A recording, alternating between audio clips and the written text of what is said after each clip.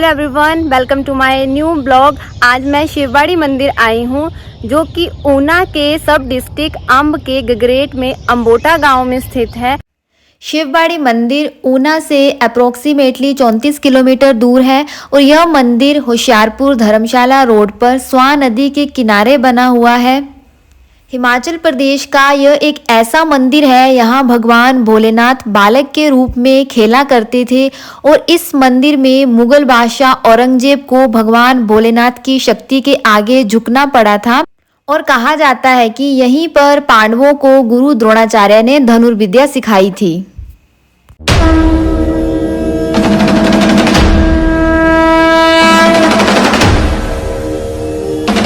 तो ये मंदिर काफ़ी घने जंगल में बना हुआ है, जैसे आप पीछे देख सकते हो कि बहुत ही घना जंगल है। तो सबसे पहले बता दूं कि ये घना जंगल अब तक जो बचा हुआ है आज के टाइम में, उसका रीज़न यही है कि यहाँ के जंगल की लकड़ी काटना बिल्कुल वर्जित है, मना करा हुआ है कि यहाँ की लकड़ी नहीं काटी जा सकती।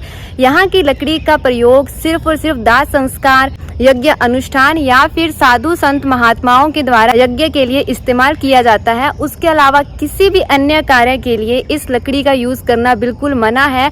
सो भोले बाबा जी का आदेश मानकर यहाँ की लकड़ी का कोई भी यूज नहीं करता है, ना ही इस घने जंगल की कोई भी लकड़ी काटता है। इसलिए आप देख सकते हो कि इतना घना जंगल है आज के टाइम में भी। बिल्कुल रोड के साथ ही ये मंदिर है, फिर भी यहाँ तक आते आते बहुत घना जंगल मिलेगा। यहाँ की लकड़ी बिल्कुल भी काटी नहीं जाती है। सो अभी चलते हैं मंदिर और आप सभी को भोले बाबा जी के दर्शन करवाते हैं और यहाँ के इतिहास के बारे में बताते हैं। सो बने रहना ब्लॉग में एंड तक।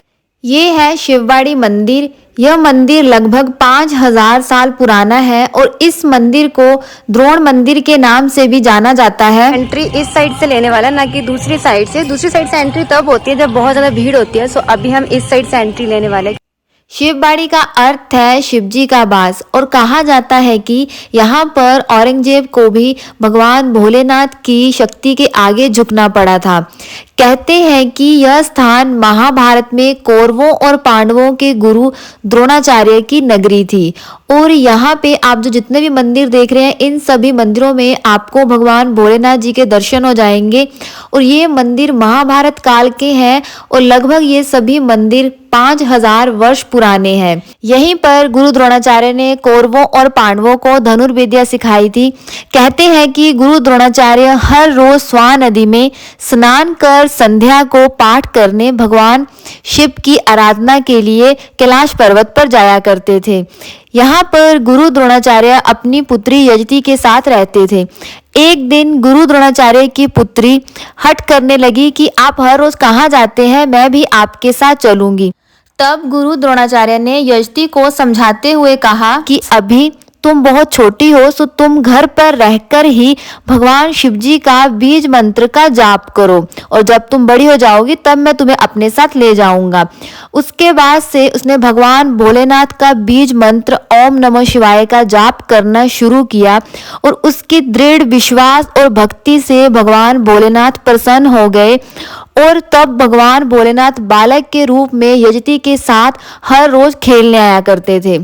कुछ दिन बीतने के बाद यजति ने यह बात अपने पिता को बताई कि उनके जाने के बाद एक जटाधारी बालक हर रोज उससे खेलने आता है।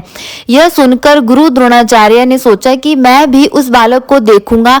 तो अगले दिन जब वह आराधना के लिए जाने लगे तो वह आधे रास्ते से वापिस आ जाते हैं यह देखने के लिए कि वो बालक कौन है जो यजति के साथ खेलने आता है। और जैसे ही गुरु द्रोणाचार्य भगवान भोलेनाथ को बालक रूप अवतार में देखते हैं तो वो आश्चर्यचकित हो जाते हैं और जब ये बात यजति को पता लगती है तो वो जिद करती है कि भगवान भोलेनाथ से कि वो यहीं पे सदा के लिए रुक जाएं। तब भोलेनाथ जी ने यजति से कहा कि मैं हर बैसाखी पर दूसरे शनिवार को यहाँ पर आया करूंगा और यह बोलकर भगवान भोलेनाथ जी शिवलिंग में विलीन हो गए थे। और तब गुरु द्रोणाचार्य ने यहाँ मंदिर बनवाया और शिवलिंग स्थापित की। मंदिरों को देखकर आप अंदाजा लगा सकते हो कि कितने पुरातन ये मंदिर है।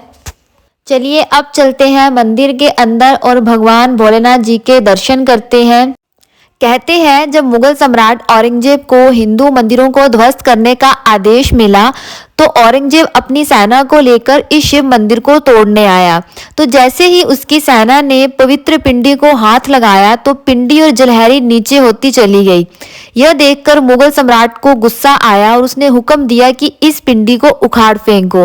और जैसे ही सैनिकों ने पिंडी पर प्रहार करना शुरू किया तो वहां से लाल रंग के कीट निकलकर उन पर हमला करने लगे और जैसे ही सैनिकों को उन कीटों ने डंक मारा तो वो वहीं बेहोश होकर गिर पड़े।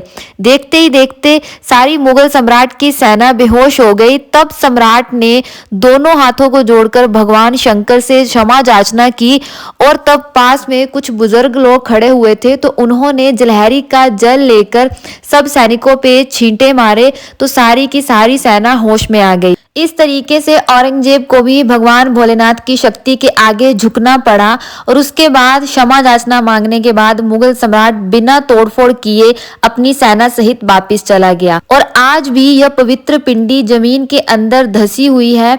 आप देख सकते हो ये जो स्टैंड के ऊपर घड़ा रखा हुआ है इसी को जलहरी बोलते हैं और पवित्र पिंडी आज भी जमीन में धसी हुई है। यहाँ का जो मुख्य प्रसाद है यहाँ का जल माना जाता है। और यहाँ पे आप देख सकते हो बहुत ही पुरातन मूर्तियां यहाँ पर हैं। यहाँ भोलेनाथ जिस शिवलिंग के रूप में विराजमान है वह दक्षिण मुखी है, इसलिए इसे दक्षिण महारुद्र के नाम से भी जाना जाता है। और कहते हैं कि माता चिंतपूर्णी के 4 दिशाओं में 4 रुद्र है और दक्षिणी दिशा में शिवबाड़ी है, इसलिए इसे दक्षिणी महारुद्र के नाम से जाना जाता है। बहुत ही प्यारा भोलेनाथ जी का श्रृंगार किया गया है और बहुत ही अच्छे से दर्शन हो गए हैं।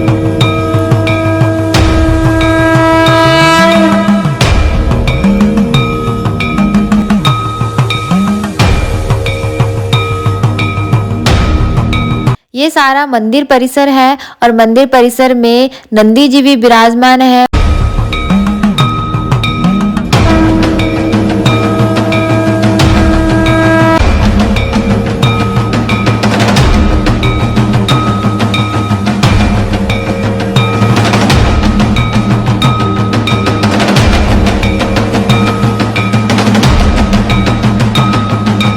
शिवबाड़ी के चारों ओर 4 शमशान घाट और 4 कुएं हैं, यानी कि मंदिर के चारों कोनों पर 4 शमशान घाट हैं और पास में ही 4 कुएं हैं।